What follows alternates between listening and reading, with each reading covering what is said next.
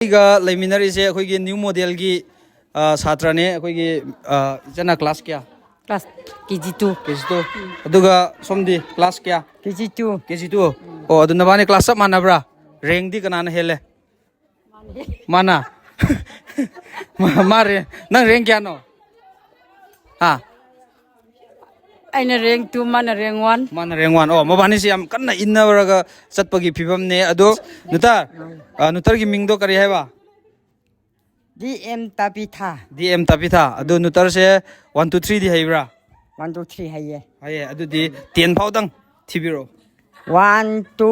3 4 5 6 7 8 9 10 खुबा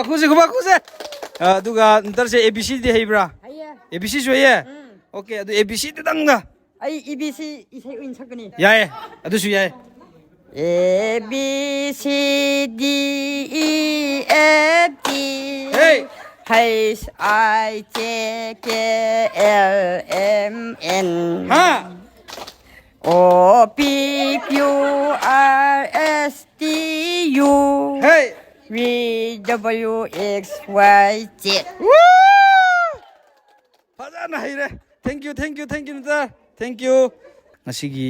तमजिन किबा अमा अनि खतंग ओइरसु मयामदा शेयर तोबिरम